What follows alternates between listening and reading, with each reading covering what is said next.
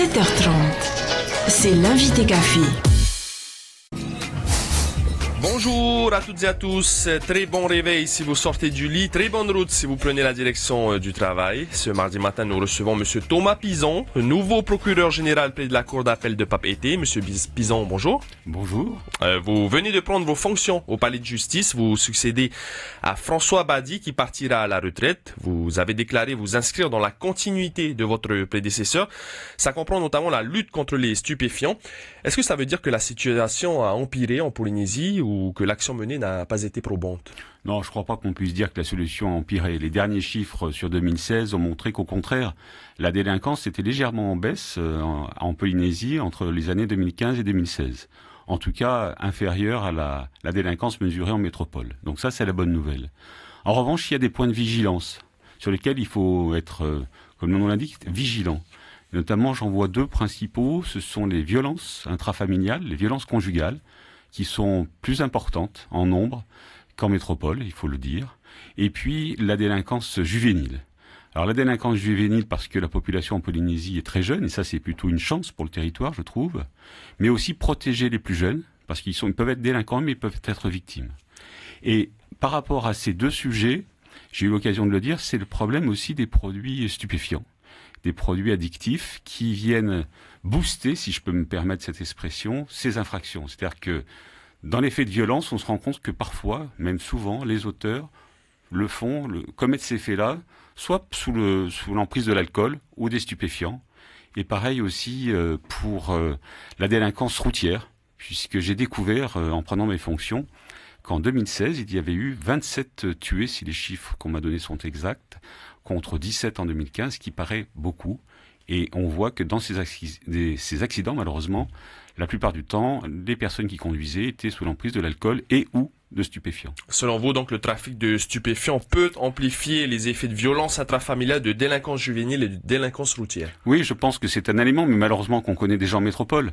Mais là aussi, il ne faut pas focaliser sur les stupéfiants. Je veux dire, c'est une difficulté ici, comme on l'a sur d'autres territoires. Ce n'est pas encore le problème majeur, mais il faut être vigilant. Et notamment, je l'ai dit, les stupéfiants créent à la fois un double problème. Il y a un problème de santé publique, parce que quand vous prenez des stupéfiants, vous vous excluez de la société, et ça, c'est pas bon. Vous perdez vos repères, vous perdez les contacts avec les autres. Et puis un problème d'atteinte au problème de la délinquance, puisque pour payer ces produits, vous devez parfois commettre des violences, des vols, pour pouvoir payer cette dose. Donc vous voyez, ça induit une délinquance, et je crois qu'il faut être tranquillement serein. Mais je tiens à souligner que le travail fait par la police et la gendarmerie en ce domaine est particulièrement efficace. Et d'ailleurs, on le voit dans les chiffres, puisqu'encore une fois, la délinquance est plutôt maîtrisée sur le territoire. Vous aviez exercé en Martinique et vous avez notamment contribué à la création du groupement d'intervention régionale permettant entre autres l'arraisonnement de narcotrafiquants. Vous pensez qu'il faudrait le même type de structure en Polynésie, car on sait qu'il y a des bateaux de narcotrafic qui circulent dans nos eaux? Alors, c'est en fait la dénomination exacte, c'est la juridiction interrégionale spécialisée. Il y en a 8 en France, dont une en Martinique, dans les Caraïbes, pour ce genre d'affaires. Je rappelle que la Polynésie française est rattachée à la JIRS, c'est-à-dire la juridiction interrégionale spécialisée de Paris. Donc vous avez vu qu'il y a eu quelques arraisonnements importants, notamment de cocaïne. Là aussi, je crois que la marine, le Comsup et puis la gendarmerie et la police sont très investis, ainsi que le parquet, l'autorité judiciaire. Et grâce aux informations et au travail, eh bien, on peut effectivement opérer un peu plus dans la grande zone de la Polynésie française. Ne faudrait-il pas justement une juridiction interrégionale spécifique pour la Polynésie, un territoire vaste comme l'Europe quand même, on le rappelle? Oui, mais c'est vrai qu'il y a aussi le nombre d'habitants ne justifierait peut-être pas non plus une telle juridiction. Et bon, celle de Paris, je pense, peut aussi intervenir. Et d'ailleurs, c'est saisi, je crois, d'un dossier ou deux d'arraisonnement. Vous prenez donc vos fonctions ce mois d'août. Votre volonté est de mettre en place une synergie, un décloisonnement des services au palais de justice de Papeete. Est-ce que vous pouvez nous en dire plus? Alors, j'allais dire au-delà du palais de justice. Dans mes précédentes fonctions, j'ai toujours travaillé avec les autres services de l'État. Premier rang desquels est bien sûr, alors ici le haut-commissaire de la République, avec tous les services de l'État qui le représentent, mais surtout, j'allais dire, avec les élus. J'ai eu la chance de rencontrer le président de la Polynésie française, le président de l'Assemblée de la Polynésie, et j'ai rencontré des gens qui ont une vraie volonté, une vraie vision, qui veulent travailler avec avec toutes les gens de bonne volonté, pour faire avancer sur les sujets dont on a parlé, les mineurs, la violence et les choses comme ça. Je crois que tout seul, on ne peut pas faire grand-chose. Travailler ensemble, réunir autour d'une table toutes les bonnes volontés, l'énergie de chacun, c'est comme ça qu'on fonctionne. Lorsque vous étiez président de la Conférence nationale des procureurs de la République, vous aviez dénoncé le manque de moyens alloués à la justice. Vous n'avez pas votre langue dans votre poche. Est-ce que vous pensez que les moyens en Polynésie sont suffisants? Alors, d'après ce que j'en ai vu, je viens d'arriver, en termes des moyens humains pour la justice en Polynésie, sont plutôt, je qualifierais, de satisfaisants. Un bémol tout de même, c'est au parquet de première instance, il manque un substitut qui n'a pas été remplacé, c'est-à-dire un poste vacant. Donc ils ne sont plus que 5 au parquet, si on ne compte pas le collègue placé. Il faut absolument que ce poste soit pourvu rapidement. J'ose espérer que dès janvier il sera pourvu, mais au-delà de ce poste vacant, il faudra imaginer la création d'un poste pour une raison simple.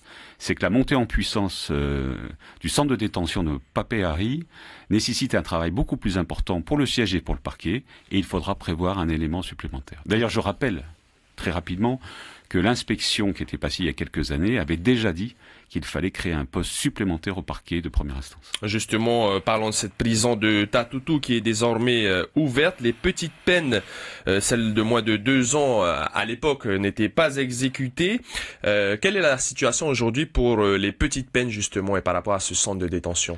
Alors, avant mon arrivée, il y a eu un gros travail de fait, puisqu'on voit bien qu'il commence à avoir un transfert des détenus du centre pénitentiaire de Fa'a vers Papeari. Et actuellement, le curseur est mis à toutes les peines supérieures à 6 mois et plus, sont exécutées à Papeari. Ce qui a permis donc le transfert de plus de 200 détenus, et ce qui a permis pour Fa'a des conditions de détention meilleures. Le curseur a légèrement été revu à la baisse. Alors. Tout à fait. Donc vous nous confirmez bien qu'il y a environ 200 détenus qui ont déjà été transférés à Papeari. Il y a un peu plus de 200 détenus à Papeari, donc autant en moins à Fa'a, ce qui permet encore une fois là une gestion de la détention à Fa'a de meilleure qualité. Dernière question rapide, les comparutions immédiates se multiplient au tribunal correctionnel ces dernières années. Est-ce que c'est une manière de soulager le parquet ou les juges d'instruction? Alors ça va au-delà. Il y a un peu plus d'une centaine de comparutions immédiates par an au tribunal de première instance de Papeete. L'idée, c'est de réduire le temps entre la commission des faits et la réponse pénale. Je pense qu'il est très important, tant pour l'auteur que pour la victime, que l'institution judiciaire puisse répondre rapidement, bien sûr correctement, avec les droits de la défense, ça va sans dire, entre la commission des faits et la sanction. À quoi ça sert d'attendre un temps parfois long, encore une fois, entre ce qui s'est passé et la réponse? Je pense que pour l'auteur, pour la victime, c'est important, et pour les citoyens que nous sommes, comme je l'ai dit lors de mon installation, la justice doit être cohérente et lisible et visible, et je pense que ça procède aussi de ça. Merci, Monsieur Thomas Pizon, nouveau procureur général près de la Cour d'appel de Papeete. Vous avez pris vos fonctions à la mi-août pour 3 ans minimum, 7 ans maximum. On retiendra que vous souhaitez lutter contre les violences intrafamiliales, la délinquance juvénile, la délinquance routière et bien sûr le trafic de stupéfiants. Vous souhaitez instaurer une synergie et un décloisonnement des services au palais de justice, mais aussi avec tous les acteurs judiciaires. Et puis, on le rappelle, pour les peines de plus de 6 mois, elles sont désormais exécutées à la prison de Papeari. Il vous manque un peu de moyens au palais de justice et notamment au parquet. Donc, on espère que le message sera entendu. Merci encore une fois, Monsieur Pizon, d'avoir accepté notre invitation. Merci beaucoup et très bonne journée. Vous aussi. C'était l'invité café, 7h30 du lundi au vendredi. Polynésie.